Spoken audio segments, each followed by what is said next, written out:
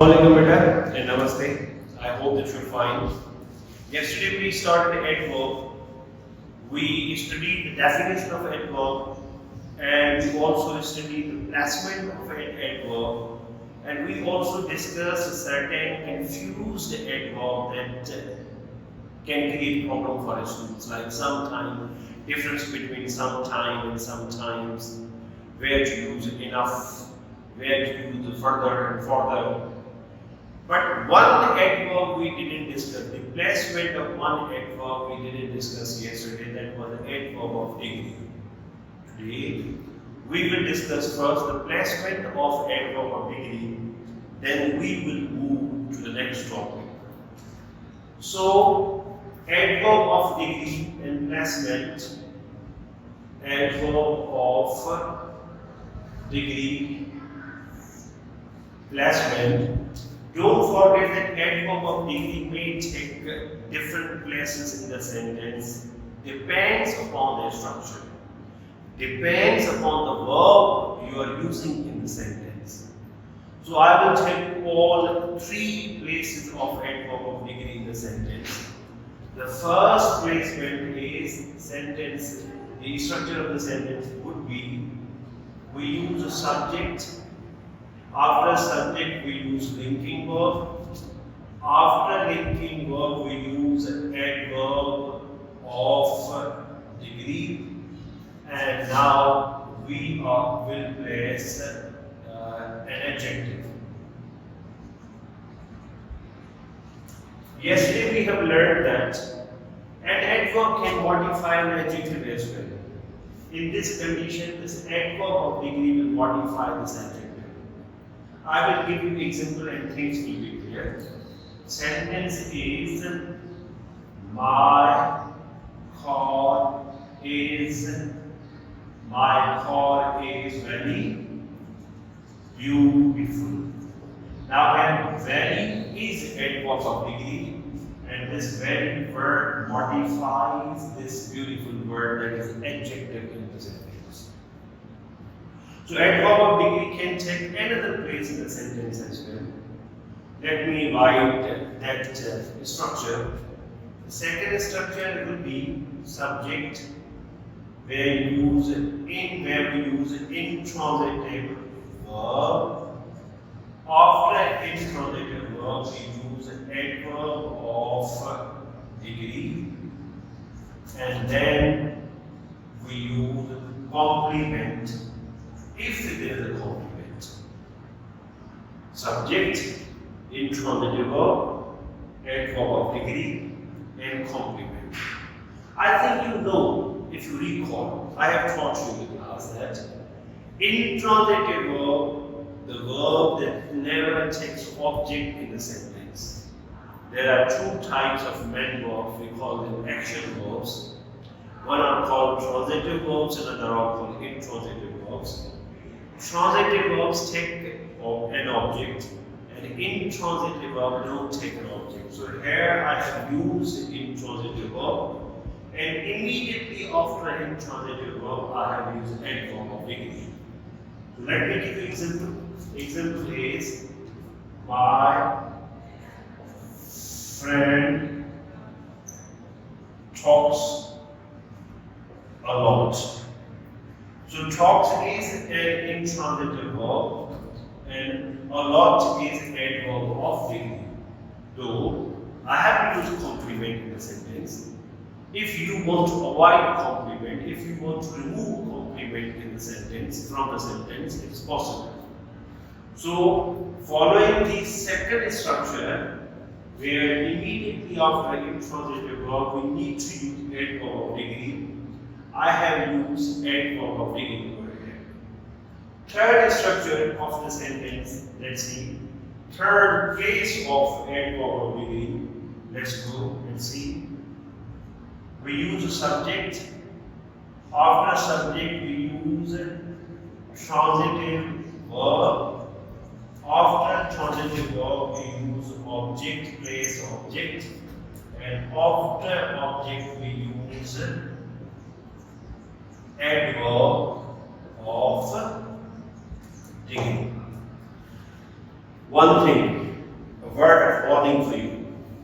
Point that you need to remember. No adverbs comes between action, verb and object. No adverb. We have discussed all 6 adverbs in the sentence, but no adverb can be placed between verb, between main verb and object. This is not a possible place of any adverb. So in this condition, we have used a subject in the sentence. After subject, we use a transitive verb. After transitive verb, we place the object in the sentence, and after object, now you can see adverb of degree in the sentence. Let me give you example. Example is our boss treats his workers fairly. So our boss is the subject of the sentence. Treats is main verb, and I told you this is transitive verb. His workers is object of the sentence, and fairly is adverb of degree. Don't forget, fairly sound like adverb of manner. You may get confused here that fairly is adverb of manner, not at all. Fairly is adverb of degree.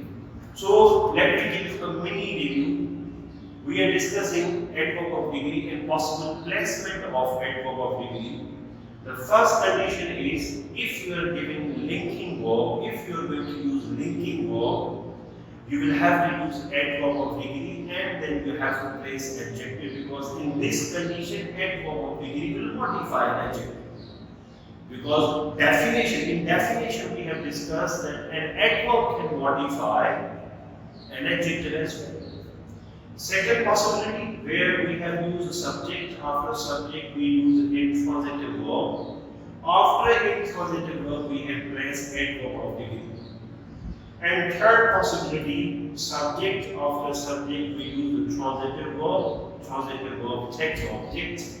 We have placed object, and after object we have placed adverb of degree. And I gave you word of warning as well. That is, never place any adverb between action, verb and adverb. So that's all about adverb of degree. Now we will move to the next topic that is also related to adverb. I will continue. The use of very, so, to and enough. Don't forget that these 3 adverbs, 4 adverbs sound same. Their meaning is also to some extent same, but their structure is different. We use a different structure. With very, we have to go with one structure. With to, will go with another structure. So, from these 4 adverbs, mostly it has been observed in past paper that they have given questions. So I will rub the board and I will go for the. Now we will discuss better use of very, to, so and enough in the sentence. These are the 4 adverbs of degree. Sometimes we use a so in the sentence. Sometimes we use the to in the sentence. Sometimes we use very in the sentence, and we also use enough in the sentence as well. Now see, don't forget that to always takes full infinitive. So that takes that clause. I'm not going to discuss enough, because enough already we have discussed yesterday, and I taught you that enough has a dual nature. Enough can be used as an adjective in the sentence, and enough also can be used as an adverb in the sentence. As an adjective, it will give different meaning and it will take different place in the sentence. And as an adverb, it will give another meaning and it will take another place in the sentence. As an adjective, it will modify a noun, and as an adverb, enough will modify an adjective. So we have already discussed enough yesterday. but we need to discuss these three today. How? So, what do you mean by when I say if it takes full infinitive in takes that clause? Let me give you an example. Example is if I say I am too tired to walk. Now you can see that I have used here to in the sentence and to has taken full infinitive. Mostly, I think 9th metric class would have given remove to. Remove to. If you want to remove to from the sentence, what kind of changes you have to bring in the sentence? So let's see.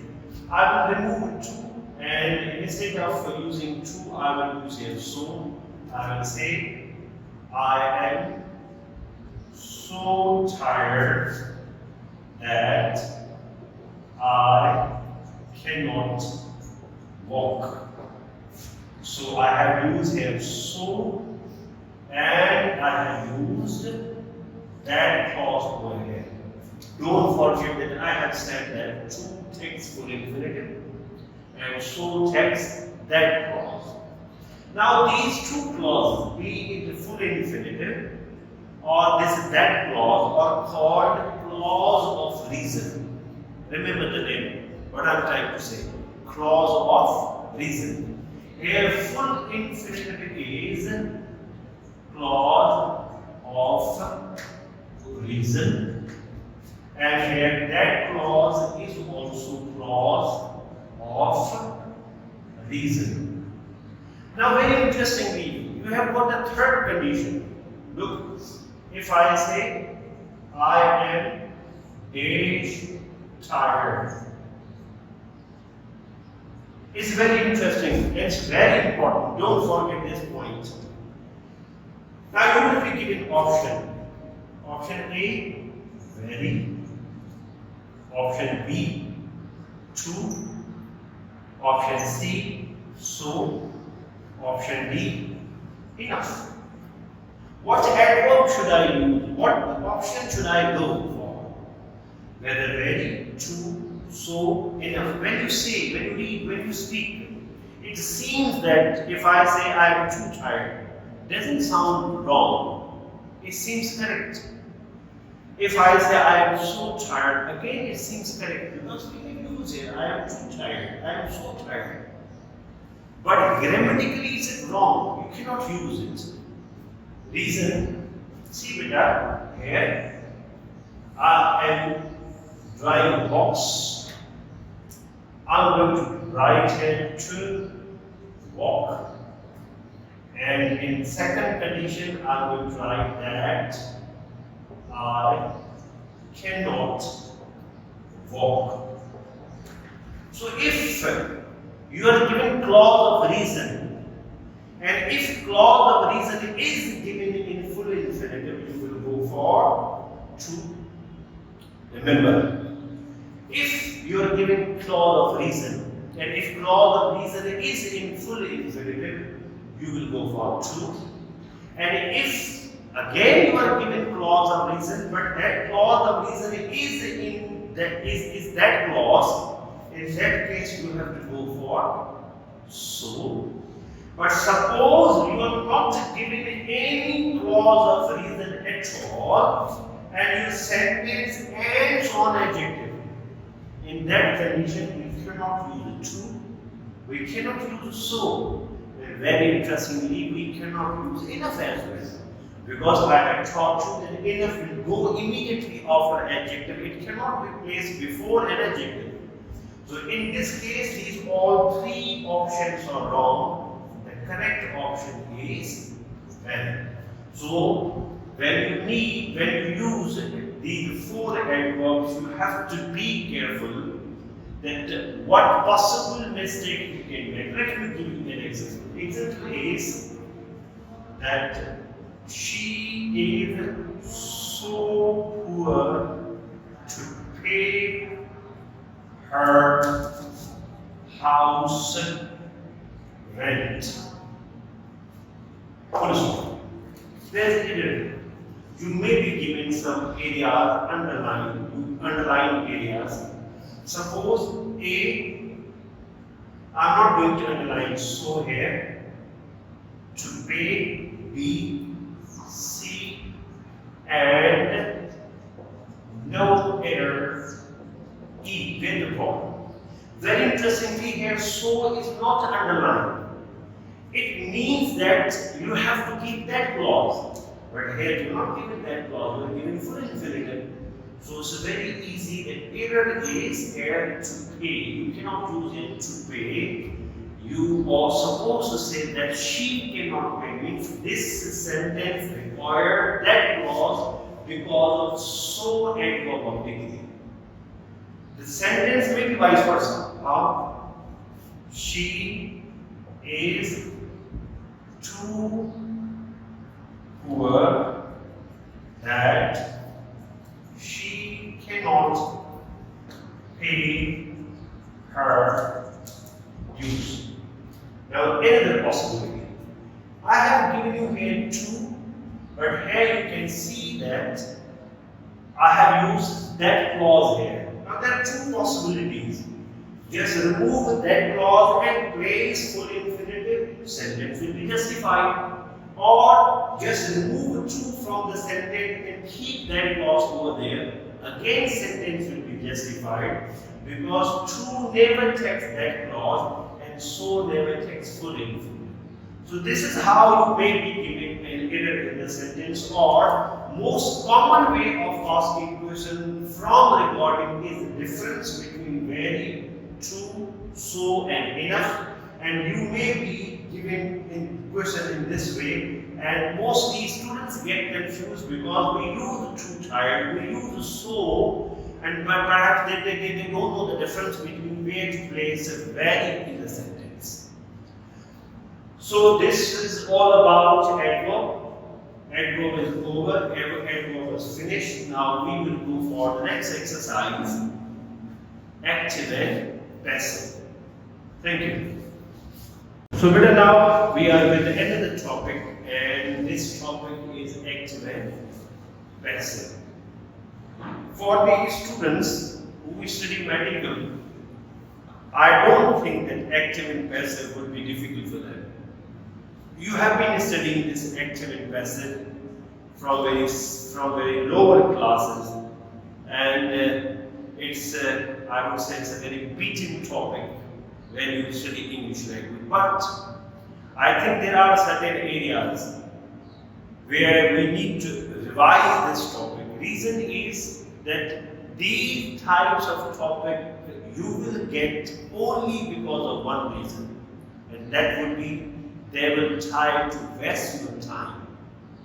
Time is very much important in entrance test. Suppose that you are given one active sentence, and in the answer and you're given four options and long sentences. If you start read all four sentences to find out the correct answer, of course, no doubt you are going to consume they are going to consume your time, you are going to waste your time. So we have to understand, we need to understand how we can save our time looking at the certain area of the sentence. We will just look at that area and we can decide that this is not a possible answer.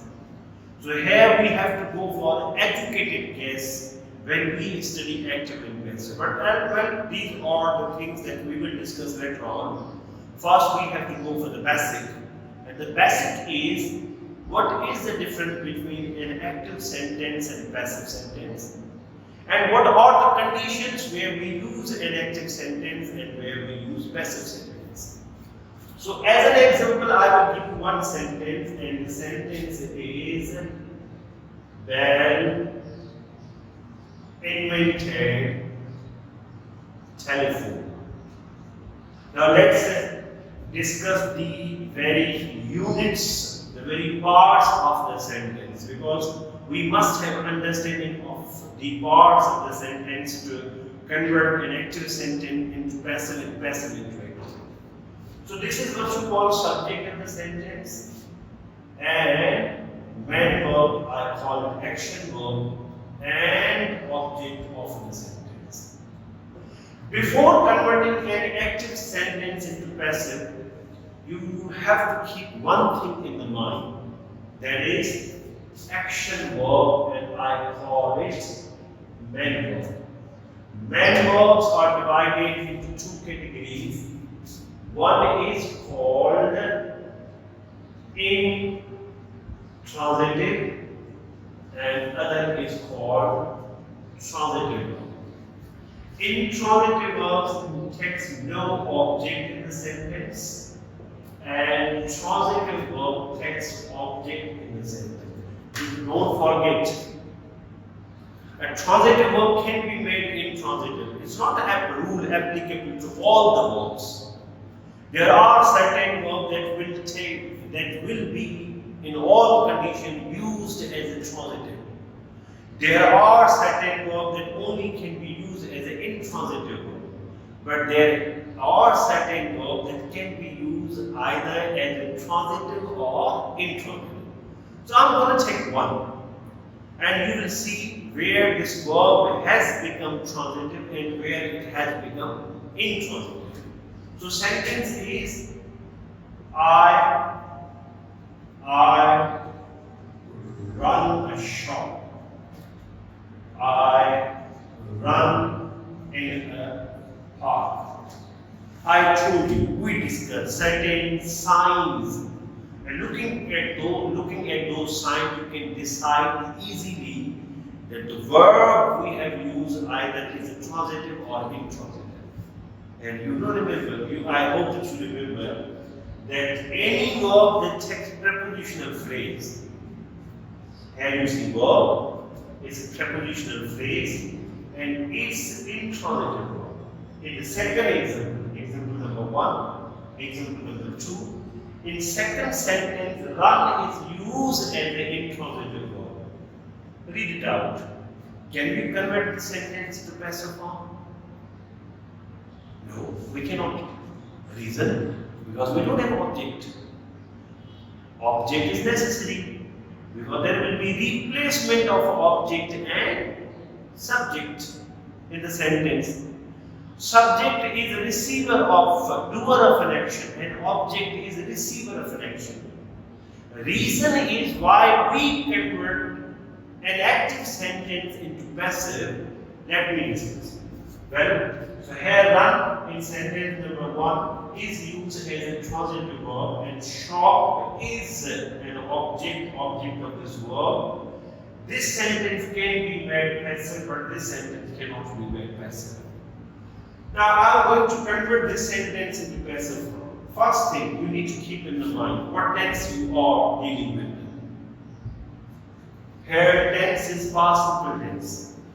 If you don't keep this point, you may make error. You can make error in the sentence. So it's a past simple tense. First thing, there will be replacement of subject and object. Subject will become object and object of this sentence will become subject in passive sentence. The reason why?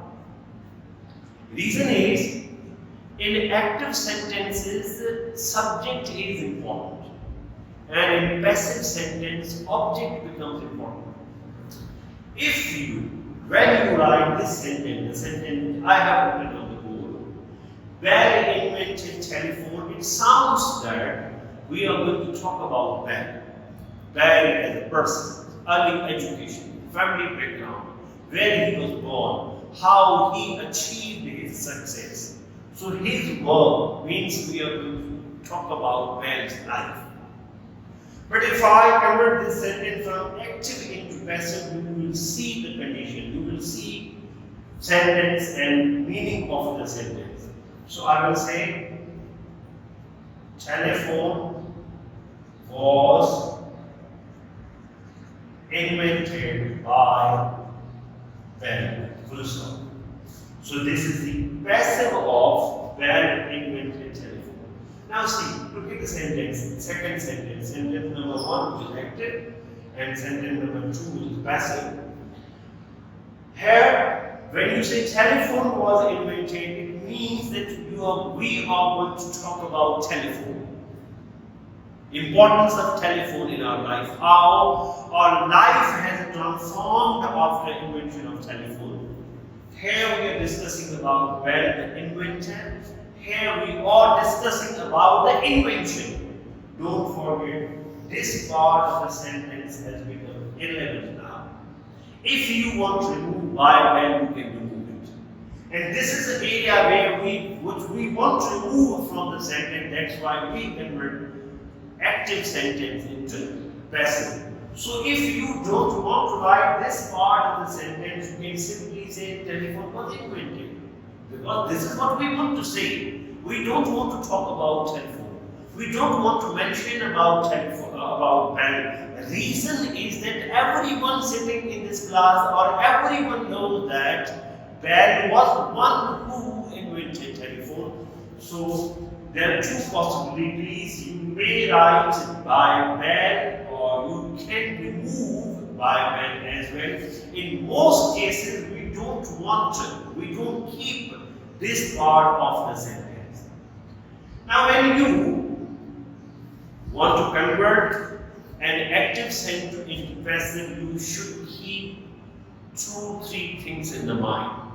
The first thing I told you, either subject is a transitive or intransitive. If it is a transitive, it can be made passive, and if it is intransitive, it cannot be made passive. Second thing, that is, a sentence may have more than 2 objects in the sentence. You know that object has to become subject. Look at the example. Let me give you another example. Sentence is, my brother has gifted me a pen. In this sentence, I have used 2 objects. This is what you call indirect object, and this is what you call direct object. Direct object is a receiver of indirect object, and in that way, receiver of an action as well. So indirect object always be, in most cases, will be a person, and direct object will be a thing. You can see that me is a person and a pen is a thing. Now condition is before us. Whether we should take me as a subject of the sentence or a pen as a subject of the sentence. In either case, will there be any change in the sentence? Yes, there will be a change. And there is a possibility of, there's a possibility of error in the sentence as well. So what we are going to discuss, if in any case you are given 2 objects in the sentence, how you will convert that sentence into passive form. So I told you there are 2 possibilities. One possibility, what you are going to do is, you are going to take this me indirect object as a subject. You are going to make this indirect object the subject of the sentence. Me is objective case of pronoun, where it will go in the place of subject, it will become subjective case. I think I have taught you the cases of personal pronoun: subjective case, objective case, possessive with S, and reflexive case as well. And we also have discussed these cases go in different places. Their use is different, and I taught you in the class perhaps 5 or 6 areas where you have to use the subjective case, where you have to use objective case of pronoun, where you have to use the possessive case of pronoun. Well, so we are of course not going to discuss that point. So this is me will go here, it will become I. Now we have to keep in mind the tense of the sentence. And the tense is as gifted, is the present perfect. I have, you will add been in all perfect sentences, be it present perfect, past perfect, or future perfect, I have been, and we use main verb third form in all perfect tenses. This is very much important that all the passive sentences take third form of main verb. Okay, so I have been gifted a pen by my brother. Now again, don't forget that if you want to mention this part of the sentence, you can mention. Otherwise, if you want to write sentence only till pen, again it will be considered correct. I have been gifted a pen. If you want to say, you can say by my brother. But there is another possibility. If you don't want to remove indirect object, if you want to keep indirect object in the sentence, then what will be the possibility and what will be the possible change in the sentence? That is very, very important. Now, I don't want to move this indirect object. I want to take this object. So I will say a pen. Now, subject is pen. And I use I, that's why verb was have. A pen is a singular verb, singular subject. That's why I have said a pen has been gifted. Now this is the point where you have to be alert. A pen has been gifted to me by my brother. Again, don't forget that this is a removable part of the sentence. What is the important thing that you should notice, that you should keep in the mind, that when sentence was active, it was only pronoun. When sentence has become passive and you haven't moved indirect object, the pronoun has become a prepositional phrase. If you remove it to from this sentence, it could be a grammatical mistake. One more mistake the students mostly make, and that is, I have been gifted by my brother a pen.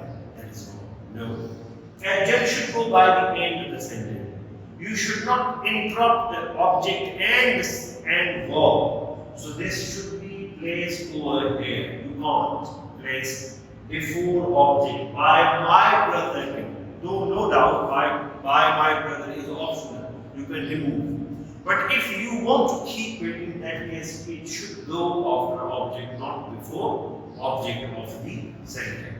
So this is the two possible answers of passive form of this sentence. My brother has gifted me a pen. One possibility, I have been gifted a pen by my brother. Second possibility, a pen has been gifted to me by my brother. That's all. Thank you very much for today. We will continue this topic tomorrow. See you tomorrow. Thank you very much.